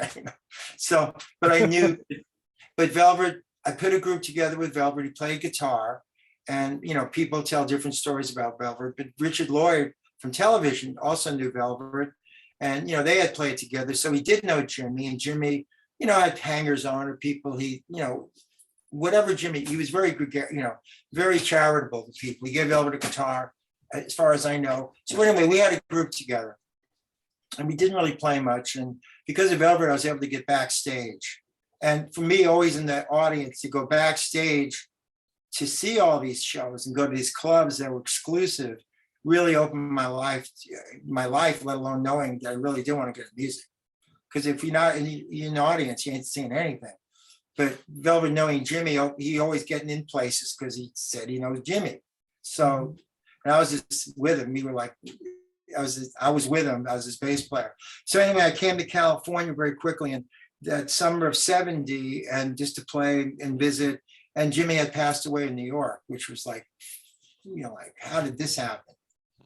People weren't dying from overdoses. But Jimi Hendrix seemed like he was different than everybody else because he was Jimi Hendrix. So it was sad. So I went back to New York and Velvet got a deal. Well, he got offers to get a deal. We went into a recording studio, we cut a demo and it was really done well. And we weren't trying to be Jimmy, but so here's the funny thing. The year before I'm at Woodstock in the audience. The next year I'm signing a record deal with Michael Lang in Woodstock, New York with Velvet. How weird is that? Wow. Full circle. That's surreal. Yeah, Jimmy had to pass away, of course, which is tragic. So we signed a record. I mean, it's bizarre, right? So we get a record deal. We come to LA to do our album. And, Velvet was a good singer, good guitar player, but you can't. Tom Wilson produced us, by the way, who was an iconic producer. And, Velvet was good. We did a really good album, but hell, nobody, it's like the Knack being compared to the Beatles. It's a joke, Yeah. So Velvet, it was a lot of pressure on Velvet. And then we did the album, we did some shows. And then, I ended up leaving. I went to Boston to play with some group. And then I ended up going to England. So I was friends with Velvet, but Velvet, so we did the album, it's out, it's all over. They were releasing it in Germany, in England under like weird record, some weird names. And then they released it a few years ago and it's on YouTube, a lot of it. So I wrote some songs and it's a pretty good album for what it is. Velvet does sound like Jimmy. Yeah. but he wasn't supposed to be. So the Woodstock, I saw Jimmy at Woodstock, by the way. And I saw him play in New York 3-4 times. And he was always different. All those groups, I love Led Zeppelin, all those groups jammed, and that's what a lot of people don't do anymore. And every night they were different. They play the song, but they jam and they go, what the hell, man? Yeah. Jimmy did Red House, it's 4 minutes on the album. He did a 12-minute version of it. Yeah. So it's like, wow, and these guys were amazing, it changed. And Prescott, that was like at 5 a.m. in the morning, wasn't it? When Jimmy came on Woodstock, it was a really late time slot in Woodstock. Well, it was actually the next morning. But the weird thing was, I got there. I went upstate New York all the time anyway, so I knew where the area was. Yep. But I didn't have any money. Velvet, I didn't go with. He stayed in New York.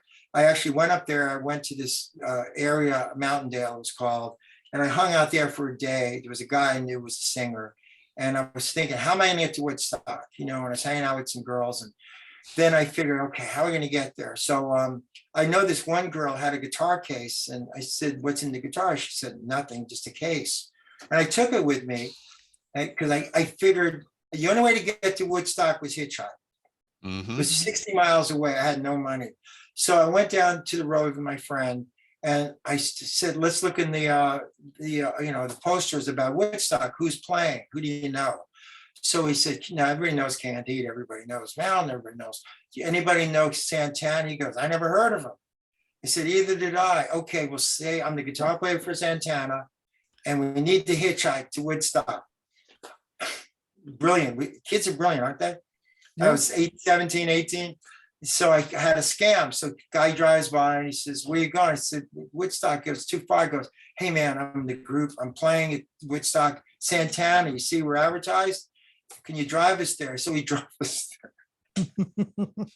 So I'm thinking, hey, you got there. It's all that matters. Well, I'm thinking all these years later, this guy was telling a story that he drove Carlos Santana to Woodstock, by the way. Did you get interviewed in the car trips? Like, what's it like being in Santana? And no. I was just like, just get us there, man. And then it was all backed up. Long story, but I didn't have any money, so I figured I pretend to work there. So I went there with my friend. We signed up to do like hammer and nails because things weren't built yet. So I signed a register. Because I did that, it saved my ass because the next day there was no tickets because everybody broke the fences.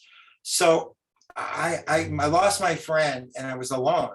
But because I said I worked there, I was able to meet somebody from security, hustle him, and go, hey man, can I work security? I'm like, sure. So I got in there. Because of that, I was able to have a place to sleep because they had trailers there. You got to understand that I had no money and I was alone, but they never stopped me. So anyway, because I had a place to sleep, I eat. I hung out there, and then I worked my way down the hill.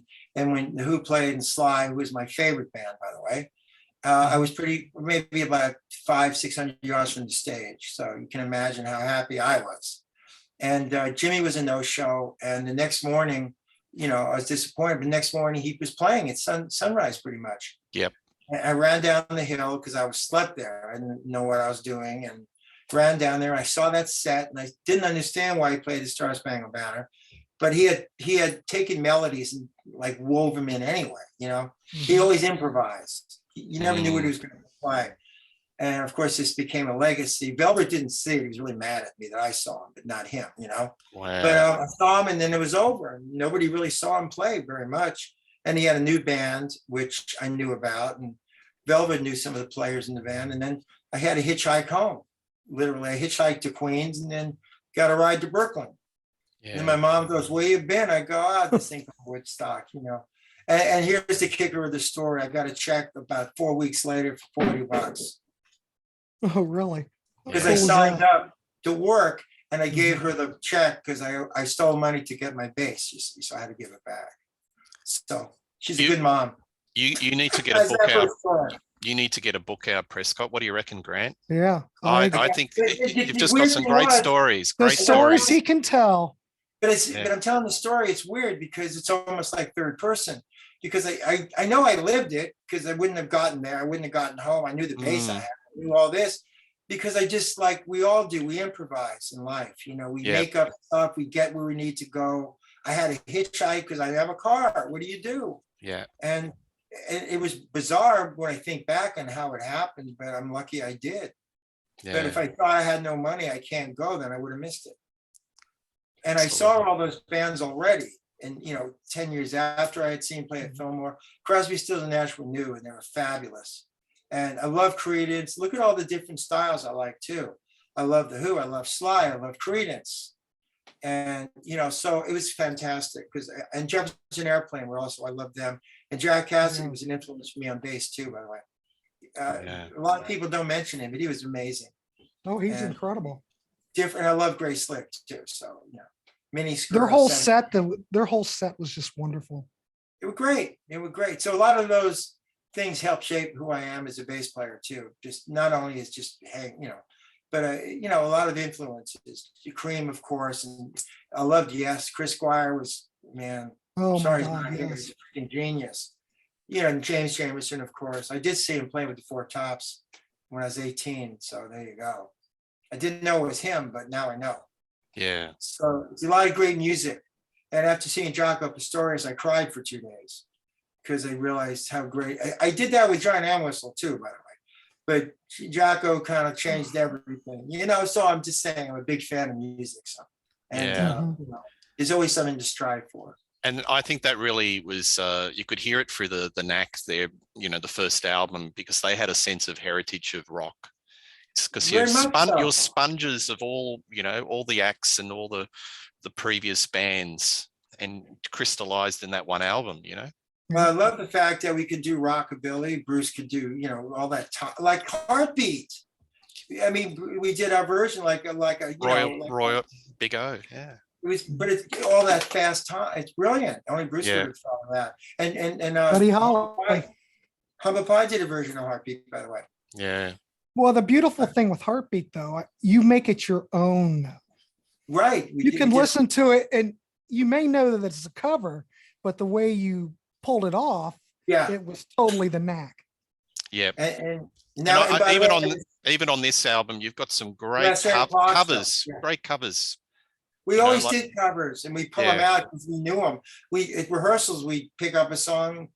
One day, why we do Tequila Break On Through, we were rehearsing, and Bird was screwing around. He started playing Tequila, so me and Bruce joined him, of course. Mm, And then Doug came in and started singing Break On Through, similar chords. And then it was so good, we started doing it live. And Last Train, we screw around with. We did Beatles, we did Lawyers, Guns, and Money. There's a YouTube clip. We did Cinnamon Girl, we did Come a Little Bit Closer. We did Everybody's Got Something to Hide But Me and My Monkey. You know, we did a lot of covers from a lot of, because we love music. So we just throw Yeah. anything in. absolutely. And it just fits like a glove. You know, it doesn't sound jarring in the set.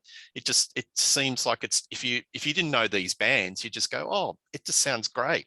Well, you know, Hard Way, the Kinks version, which is great, but we did Mm. our own way, obviously. Yeah. And which was it's like we loved all that, and we still do. I mean, Yeah. you know, I mean, they're great, and you know, there was a real work ethic, and Yeah. different. And I'm not, you know what I'm saying. Yeah. You got to play a lot of shows to know who you were and how good you Yeah. were Yeah. as a band, and it's difficult to just put bands together and imagine they're going to be the great right Yeah. away. Yeah. You Yeah, got to get a absolutely. chemistry, and I think that thing that the album, you know, the House of Blues, yeah, they just had the thing in New York, you know, the Twin Towers, and people asked how devastating was it. It was, but it wasn't like, if I lived in New York, it would have been more devastating.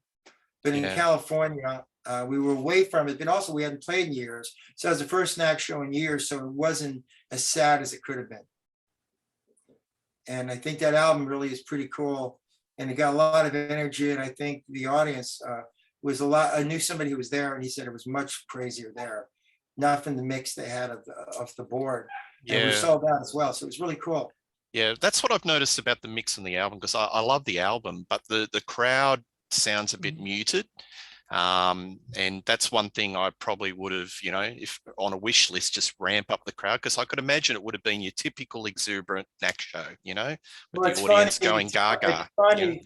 It's one of the greatest live albums in rock and roll history is the Who Live at Leeds. Mhm. And when they talked about mixing it, they had no mic in the crowd. So they were at the gymnasium, a college Yeah. gymnasium. I could hear this. Those guys, man, that album, and I saw them play like a bunch of times. And I'm telling you, man, they John Entwistle, man, just, and I love the group and I love the music and seeing them live. That album still is insane when you hear it, It's one of the greats. But no, this album's not too shabby at all. I love it. And I'm all our glad, viewers, you got to I'm do glad yourself a it's out. favor and pick it up, Yeah. I do. I've given all my copies away already. Yeah. People want it. I think Record Store Day has a limited run, but hopefully, maybe it'll. Oh, we got the CDs out and it's on streaming. Yeah, too. absolutely. So I'm happy and it's doing well. And, any chance I get, I try to, do my job and sell it. And yeah. Randy would certainly want me to. And that's why I'm doing all these interviews. Absolutely. I like Sharon. Come down to Australia again, Prescott. I mean, I don't think Australia we've never seen I don't think we've had the pleasure of having missing persons. So Well, I'd love to. She doesn't Get fly. Dale down there. She's got vertigo. Hey, I got a question for you. Also, when I did the countdown show, right? There was a very famous actress, singer, right? You know what I'm talking about? No. Young girl. I've read an interview that you've recently done with Bernard Zool from Australia. Go ahead. Sally Boyden. Boyden. Yeah. I wanted to bring her up. Yeah. She remembered that she was on the show with us. Yeah. And because I had jammed with Sally, wrote some songs with her, she's fabulous. I Yeah. had no idea she was Sally Boyden. So that's why when I found out, that's why I mentioned it, because it's like, wow, Sally is like 16 and she's seeing us and she's like this thing and, this big actress. Yeah. That's great too. And also I had met Carrie Dunderdale. He mentioned it. I think he looked her up. I think she ended up in Miss Universe. I think she was Miss Sydney or Miss somebody, but I never forget that. She was great. I almost fell in love with her, but I couldn't stay. So there you go. And I loved playing in Sydney too. That was terrific, by the way. I like Melbourne, but Sydney I had a great time there, by the way. Yeah, absolutely. Played the Hordern Pavilion in Sydney. I was too young to go, of course, but if I was in a time machine, I definitely would have liked to have seen you. Yeah, and Mike's parents saw us too, I forget where, I know Mike's from Brisbane, but they came to see us somewhere. And it was wonderful. I mean, again, I had a wonderful time and I certainly will go back, but I enjoyed, I didn't see much. I certainly wouldn't go back to New Zealand because that's like way out there, but we had a good time there too. But Bombay, we played the Bombay Club in Melbourne too. Right. And that was great, but it was a really fun time. And again, I'm glad I have memories of it. But Sydney was great. It was like LA, because of the climate and everything, but it was pretty cool. Yeah. And, well, you've done a few interviews with a couple of Aussie journalists. Look, it's crazy, I think there's so much joy and love for the Knack in Australia, especially in the indie rock scene. And I think your band, it's the band that keeps on giving because there's just a new generation that's just tapping into the Knack, and it's wonderful, Well, that to me gives me a sense of not my own judgment or summary of who and what we were. It keeps surprising me, and that's fantastic. Sometimes I get a little overcritical, but then again, talking to you guys, so we were relevant, still are relevant, and immensely talented. And I'm grateful again to be part of what we were, and to play together for that many years. Was no small feat either. By the way. Absolutely. Any final questions, Grant? Well, I know we covered every record. Yeah. Except for Normal is the Next Guy. And I just wanted, can you just touch on that record? Is that, I don't know if that's one of your favorite records. I think it's a great record, but I think it's kind of overlooked after how Zoom went. It's kind of Zoom a is departure. Zoom is overlooked, man. I talk to people that have no idea. They've never heard that album. When I take Seri Bozio play it, I go, really? I didn't know that. I get that a lot. All I know is I bought it as soon as it came out. Well, you're cool, man. You're a good fan. fan. I'm doing what I can. Ian Series fine with Don was. A lot of people still don't know about it. But that album was kind of a combination. Doug, we had broken up. Doug was written songs for somebody else. didn't do that album. It's somebody's cousin, or I don't know what the hell it was. Mhm. So we had gotten together, did some new songs. A couple of songs were carryovers from earlier writings like that Doug had done. And some One of the Day at a newer Time. songs, 7 Days in Heaven, yeah, which is not nearly as good as the other version, of course. One Day, a song, 7 Days in Heaven, we had done prior to that album as part of a set we did years before. We're trying to get a new record deal. The Girls was something Doug we did a little bit, never really worked earlier on. It's Not Me is a great song. I love playing it. Place of My Own, World of My Own is a really cool song. I should have been singing. And Normal is the Next Guy, Jones playing on it. It's like a rap song, right? Normal is the Next Guy. Doug's rapping on it, by the way. And it's a really clever lyric. It is 2001. Yeah, and it's a real cool lyric, I thought. Not a lot of people never heard that song. And I think it's really cool to have a rap. Yeah, actually, we did it on I Want Love, and that song River of Sighs on Serious Fun is a rap song. Doug is rapping.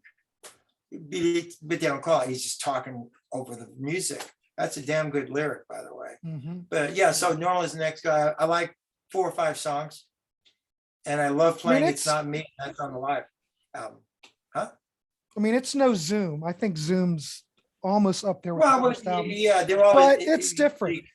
They're It's all kind of- unique unto themselves. That's all. And also 7 Days in Heaven was pretty interesting song. It's one of those songs where the chorus is mentioned 98 times, but Mhm. that's cool. One time I counted Band on the Run. I think he said 125 times in the song.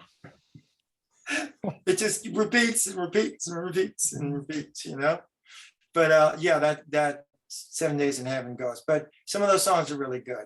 I like that record. Zoom is very consistent songwriting wise. And Mhm. all the albums are, but I think this was a different time and a different drummer, and we all contributed differently. So I'm glad we did that album, by the way.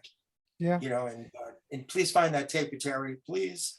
Well, Ask everybody. See what we can do. we'll put this out to the viewers. Prescott, thank you very much for your time. It's a This has pleasure. just been probably one of the funnest 2 hours of my life, because I'm a huge thank Knack you. I fan. I know can't believe Grant you gave me Arthur this. is as well. I'm a big Knack thankful. fan. No, I'm glad you gave me the time to at least. Yeah, absolutely. answer honestly. We just sort of, I wrote an email to your agent. I thought, what the hell, give it a crack. And here we are now. It's just been Randy's such wonderful. a fun 2 hours chatting. Well, really This has quick, been Randy's great. wonderful. He always tells Prescott, look, just make your answers quick. You only have 30, 40 minutes. No, Okay, but I'll always ask them, because I started saying you want to know like something real. I mean, not just, the second album wasn't that good. Next, I'm trying to give you. no. Well, Peter and I are very different. hardcore, so it's Yeah. hard for us to let you go. So Well, you guys are great. And the fact that you were at that show blows my mind. You have Yeah. no idea. You I'll actually, never forget it. somebody's giving me a history lesson. Thank you again. I Yeah. loved it. And thank you for the interview. And I do hope I Absolutely. get to Australia in one form or another. Yeah, look, Terry, come down to Australia, please. I love it. And Bring I'll this tell guy Dale- down. Yeah. And I'll tell Dale, and I'll get in touch with Sally too. She's living Yeah. in London right now, but I'll tell her Mm, that I've had the good pleasure of meeting you guys and talking about her as well. absolutely. Excellent. All right. All right. Thank you very much. Thank All you. right. Good